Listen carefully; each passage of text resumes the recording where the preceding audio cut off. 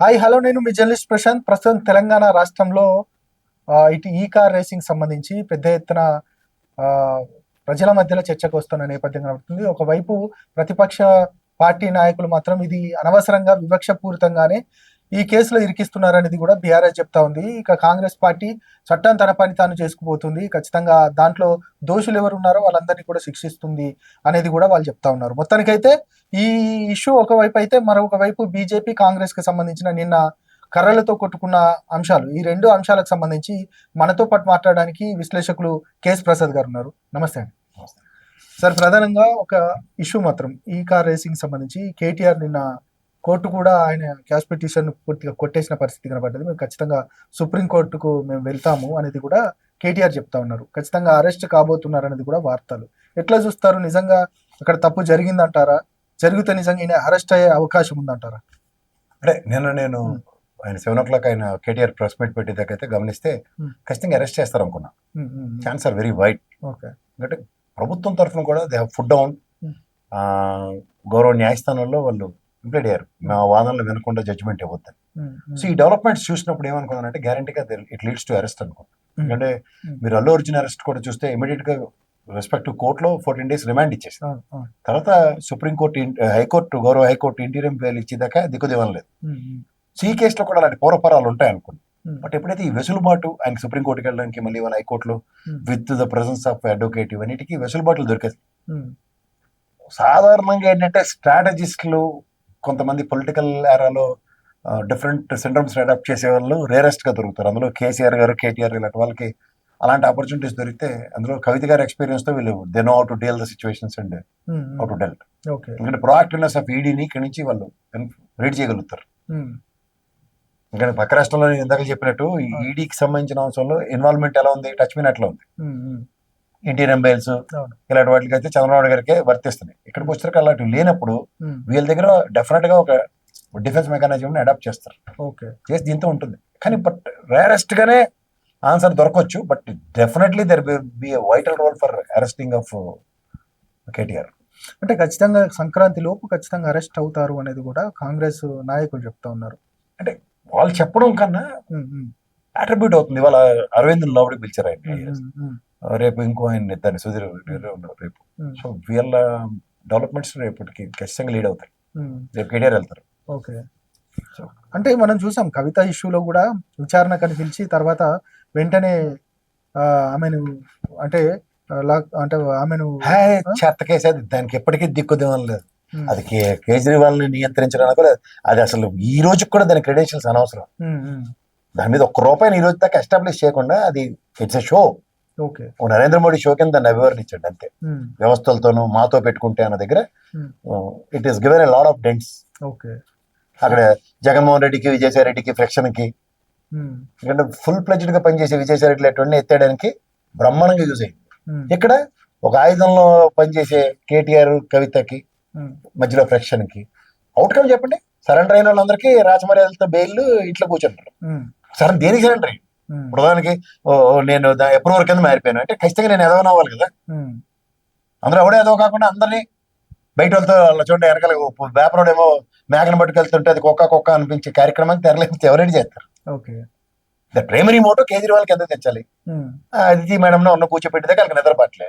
ఇప్పుడు మళ్ళీ అరెస్ట్ చేసి కూర్చోపెట్టాలి కదా కామన్ గా. లేదు, ఇది ఎలక్షన్ కి లీడ్ అవ్వాలి. ఇప్పుడు ఈయన అరెస్ట్ కి సంబంధించి అట్లే జరగబోతుంది అనేది కూడా వాళ్ళు చెప్తారు. ఏమవుతుంది సార్ ఇది? ఖచ్చితంగా అరెస్ట్ కాదంటారా? అరెస్ట్ అయినా కదా కవిత గారి కేసు లేక ఉంటుంది. సార్ మీరు జర్నలిస్ట్, జీవోలు అట్ల మీద ఎవరు సంతకాలు అవుతారండి? మినిస్టర్లు నాకు తెలిసి చీఫ్ మినిస్టర్ ఎవరు పెట్టరు, ఐఏఎస్ ఆఫీసర్లే వాళ్ళు చేస్తారు. ఏమన్నా అంతే అంటారు. అంతే. రెండోది ఆయన ఇన్స్ట్రక్షన్ అంటాడు, ఏదో 125 లో ఇనిషియల్ ఏదో వేస్తాడు. ఆ రోజున సర్కమాన్సెస్ అవి, ఆ రోజున ఆదాయం ఇదే అని చెప్తాడు కదా ప్రెస్ మీట్ లో. 700 కోట్లు వాళ్ళకి కార్లు తిరిగేస్తాను చూసారు లేదా, ఎలక్ట్రికల్ కార్లు, దీని అందరికీ అదే ఇన్వెస్ట్మెంట్ అంటాడు. ఏడు చెప్తారు మీరు దానికి? అంటే ఎట్లా చూస్తారు? నిజంగా అరెస్ట్ అయితే చాలా ఎక్కువగా ఆయనకు పేరు వస్తుంది. అందులోనే ఉండి ఆయన కేటీఆర్ కూడా చెప్పాడు, నేను జైల్లో ఉన్నాయి యోగా చేసుకుంటాను, బయటకు వచ్చిన తర్వాత ప్రజలలో తిరుగుతాను. అరెస్ట్ అయిన వాళ్ళు అంటే జైల్లో ఉన్న వాళ్ళంతా కూడా సీఎంలు అవుతున్నారు, జైల్లో ఉన్న వాళ్ళే ఖచ్చితంగా రానున్న రోజులలో మంచి స్థాయికి పోతున్నారు అనేది కూడా కేటీఆర్ అన్నారు. ఆ పరిస్థితి ఉండబోతుంది సార్. మీరు నేను తెలంగాణ ఉద్యమం కన్నా చంద్రబాబు నాయుడు గారి పార్టీలోంచి కేసీఆర్ బయటకు వచ్చిన కాడి నుంచి, ఉమ్, కాంగ్రెస్ పార్టీలో ఉన్న కాడి నుంచి, ఆయన ఎంపీ అయిన తర్వాత, ఉమ్, మినిస్టర్ అయిన తర్వాత అన్ని రోజు ఇంటి కదే కదా. కేసీఆర్ అరెస్ట్, ఉమ్, రేపు ఎత్తేస్తారు, ఎల్లుండి ఎత్తేస్తారు. ఉమ్, ఏమైంది? ఉమ్, రాష్ట్రం ఎత్తేసాడు ఆయన. హ్యాపీగా రాష్ట్రం సాధించుకున్నాడు, 10 ఏళ్ళు ముఖ్యమంత్రి అయ్యాడు, ఉమ్, బొమ్మని ఇంట్లో ఉన్నాడు వాళ్ళ ఫామ్ హౌస్ లో. ఉమ్, సో ఆ ఇన్విటబుల్ సిచ్యువేషన్స్ గ్యారంటీ ఉన్నాయి సార్. ఉమ్, కాళేశ్వరం ప్రాజెక్ట్ మీద ఒకటి, ఉమ్, నెక్స్ట్ ఈ ఇష్యూస్ మీద they are more focusing on KTR and Harish. తర్వాత the attribute to KCR. Okay. ఇది ప్రజాస్వామ్యం, ప్రజలకి బాగా తెలుసు వాట్ ఈస్ వాట్ అన్నది. ఉమ్, జరుగుతుంది ఏంటి, 15,000 ఇస్తామని చెప్పారు రైతులకి, దానికి అభిపోచడానికి ఇప్పుడు కేటీఆర్ తీసుకొచ్చారు. ఉమ్, రేపు పండుగ లోపల ఆలేవలసింది అల్లేవాలి కదా. అవును. జనవరి 26 లోపే ఇచ్చేస్తామని అంటున్నారు. ఇవ్వాలంటే దాని ఇఫ్స్ అండ్ బట్స్ ఉంటాయి కదా, దాని క్లాస్ ఉంటాయి. ఉమ్, ఈ మధ్యలో కేంద్రం తోడవాడు చేస్తే 10,000 ఇస్తా ఉన్నారు. ఉమ్, అది బడ్జెట్లో పెట్టి అది అయినప్పుడు ఆ నిర్మలా సీతారామన్ గారి ప్రాణాలకు తెగించి ఇంగ్లీష్లో మాట్లాడి మనకు అర్థమయ్యే భాషలో చెప్పి టైంకి అది ఉమ్, ఆ శస్త్ర ఒక్కడికే అర్థం అవుద్ది ఆవిడ చెప్పింది. ఓకే. ఆ తర్వాత మనకు అర్థమయ్యి మనం వచ్చే టైంకి ఉమ్, ఎవడు రాజు ఎవడు మంత్రి తర్వాత చూద్దాం. Right sir. నిన్న బీజేపీ అయిన కాంగ్రెస్ కార్యకర్తలు తెలంగాణ నడిబొడ్డున కర్రలతో కొట్టుకున్న పరిస్థితి కనబడ్డది. అసలు ఆ ఇష్యూని ఎట్లా చూస్తారు మీరు? హంగా నడిపోటేట వాళ్ళ పార్టీలో రెండు ఇరుగు పొరుగిరులో కొట్టారు. ఉమ్, ఉమ్, వీళ్ళు వెళ్ళి నా పొట్టలో వెళ్తే నేను కొట్టినా సేవ కాదే, ఉమ్, వీళ్ళు వెళ్ళి వాళ్ళు కొడితే ఆయన వెళ్ళి ఈయన కొట్టారు. ఉమ్, దాంట్లో మధ్యలో మహేష్ గౌడ్ గారు బ్రహ్మాండంగా సముదాయించి పాసిఫై చేస్తూ బట్టి విక్రమ సార్ బాగా చెప్పారు మంచి మాటలు, ఉమ్, ఇలా చేయడం తప్పు అని. ఉమ్, వాళ్ళేమో అగేష్ కిషన్ రెడ్డి గారు ఉమ్, అధ్యక్షుల మార్పు కన్నా ముందు మనం ఎలా ఉండాలన్న దానికి ఉమ్, ఉమ్, ఉమ్, ప్రొయాక్టివ్నెస్ వాళ్ళు చూపించారు. ఉమ్, అవుట్కమ్ ఏముందండి, చిన్నవాళ్ళు అలిగిపోతారు కానీ పెద్దవాళ్ళు బాగానే ఉంటారు. ఉమ్. ఆ వ్యాఖ్యలను ఎట్లా చూస్తారు సార్? నిజంగా ప్రియాంక గాంధీ యొక్క బుగ్గల్లాగా మేము రోడ్లను చేస్తామని ఆ ఎంపీ యొక్క వ్యాఖ్యలను. చూడండి సార్, మనం మాట్లాడడం తప్పు అన్నదానికన్నా అలా లల్లూ ప్రసాద్ యాదవ్ మాట్లాడాడు కాబట్టి నేను మాట్లాడానని సమర్థించుకునే బుర్ర తక్కువ వాళ్ళు ఉన్నప్పుడు అలాంటి బుర్ర తక్కువ పేలాపనలకి మనం ఎవరు ఆర్గ్యుమెంట్ని ఈ రైట్ ఆర్డర్ రాంగ్ అని చెప్పలేము. ఉమ్, వీళ్ళకి నోరు పోత్రలనే ఉంటాయండి. ఆ పోత్రంతో మాట్లాడే వాటికి అది బీజేపీ వాళ్ళకి చెల్తుంది. ఉమ్, జాతీయ స్థాయిలో వాళ్ళు అధికారం సాధించింది హ్యూమిలియేషన్. ఉమ్, రాహుల్ గాంధీ అటువంటి హ్యూమిలేట్ చేసుకుంటే అధికారులు సాధించారు. సో ఆబ్వియస్ గా వాళ్ళ లాంగ్వేజ్ అలాగే ఉంటుంది. ఉమ్, దూడ గట్టును మేస్తుంది అనుకోండి, ఆవు చేలో మేస్తుంటే దూడ గట్టును మేస్తుందా లేకపోతే చేలోకి వెళ్తూ మేస్తుందా? సేమ్ అదే. ఉమ్, వాళ్ళు నోరెత్తితే నేరు దగ్గర నుంచి దుయ్య పెట్టుకొని కూర్చుంటే వీళ్ళు ఊరుకుంటారా? ఉమ్. అందుకని రైట్ సార్. స్థానిక సంస్థల ఎన్నికలకు సంబంధించి మేము ఖచ్చితంగా ఫిబ్రవరిలో వెళ్తామనేది కూడా అంటే కాంగ్రెస్ ఆలోచిస్తూ ఉంది. దీనికి సంబంధించి నిజంగా వాళ్ళకి ఆ ప్లస్ పాయింట్ ఉంటుందా? వాళ్ళ పరిపాలన ఈ 1 year పరిపాలనకు సంబంధించి ఖచ్చితంగా ఎక్కువ స్థానాలు వాళ్ళు గెలిచే అవకాశం ఉందంటారా? ఎట్లుండబోతుంది అసలు? దానికన్నా వాళ్ళు రూలింగ్ గవర్నమెంట్ కాబట్టి ఎడ్జ్ ఎక్కువ ఉంటుంది. ఉమ్, ఉమ్, ప్రజల్లో వ్యతిరేకత ఎలా ఉందో దాని ఆన్సరే వస్తుంది. ఉమ్, అంత ఈజీ కాదు సార్. ఉమ్, ఎందుకంటే కాంగ్రెస్ ఏ ప్రామిసెస్ ఇచ్చి వచ్చిందో దానికి ప్రజలు దాని తీవ్రతరం చూస్తున్నారు. ఉమ్, చెప్పడానికి బాగానే ఉంటాయి, గవర్నమెంట్ రూలింగ్ కాబట్టి మనం చేసాం, ఇది స్ట్రాటజిక్స్. కంపారిటివ్ స్ట్రాటజిక్స్ అన్ని మన దగ్గర ఉన్నాయి కదా. ఉమ్, ముఖ్యంగా రైతు బంధువు కానీ, నెక్స్ట్ వాళ్ళు చెప్పిన ఉచిత బస్సు యొక్క ఇఫ్స్ అండ్ బట్స్ ఇవన్నీ కనబడుతున్నప్పుడు ఉమ్, గ్యారంటీగా దాని అవుట్కమ్ ఉంటుంది. రుణమాఫీ విషయంలో what they said versus what executed um, um. అన్ని కనబడుతున్నప్పుడు ప్రజలు వీటిని గమనిస్తారు. ఓకే. అందులో ప్రజలు ప్రజాస్వామ్యంలో ప్రభుత్వాలను ఏర్పాటు చేయడానికి వాళ్ళు ఇచ్చే ఫ్రీ బీస్ మీద ఎక్కువ ఇంట్రెస్ట్ చూపిస్తారు. అవి ఎప్పుడైతే అందపోయినప్పుడు ఏమవుతుంది, మనకన్నా ఎక్కువ కోపం వాళ్ళకే ఉంటుంది. అవును, నీకు నాకేముంది, మన ట్యాక్సులు కట్టడమే. అంతే. ఎంఐఎంను కాంగ్రెస్ మైత్రి కొనసాగుతూ ఉంది. అసౌద్దీన్ కూడా అద్భుతంగా. మీరు ఇంత పెద్ద ప్రశ్న ఎక్కర్లేదు సార్. ఉమ్, ఉమ్, ఎంఐఎం పార్టీ ఎలా ఉంటుందంటే సార్, స్టేట్ గవర్నమెంట్ లో ఎవరు ఉంటారో వాళ్ళతో అనుసంధానించుకుంటారు. ఉమ్, సెంట్రల్ గవర్నమెంట్ లో ఏ ప్రభుత్వం ఉందో దాంతో అనుసంధానం. రేపు యూపీ గవర్నమెంట్ రానివ్వండి, ఎన్డీఏ కూటమి రానివ్వండి, ఎంఐఎం ఆబ్వియస్ గా వాళ్ళతోనే ఉంటుంది. ఉమ్, ఇక్కడ కేసీఆర్ గారు రానివ్వండి, వాళ్ళతోనే ఉంటుంది. గతంలో తెలుగుదేశం ఉన్నప్పుడు వాళ్ళతోనే ఉంది, కాంగ్రెస్ ఉన్నప్పుడు కాంగ్రెస్ తోనే ఉంది. ఉమ్. అంతే.